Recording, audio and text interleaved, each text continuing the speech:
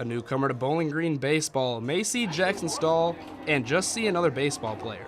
He wears the same jersey, same hat, and swings a bat just like anyone else. But once he steps onto the mound, it's a whole different ball game. The even crazier part is that Jackson started pitching like this just last year during a varsity scrimmage, on accident. I was out there throwing, and I was just throwing overhand like normal, and I wasn't throwing very many strikes, and I just half on accident, half just trying to switch things up, kind of threw it from like a weirder angle, not exactly sidearm yet, but just kind of 3/4, and I actually struck the next person out, and my coach kind of stopped and looked at me and was like, we may have something going here. The Purple's pitching staff have been wheeling and dealing this season.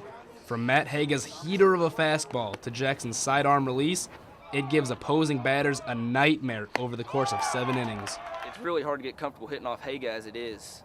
And then you mix in somebody who's throwing from a completely different angle, a lot slower, and balls move a lot more.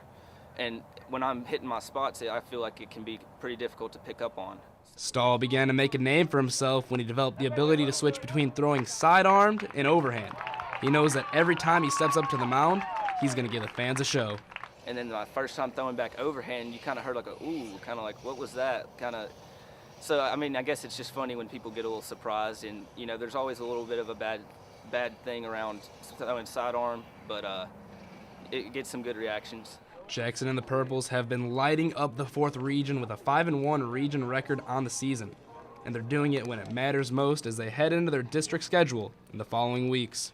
For the Extra Point, I'm Nathan Yazdani.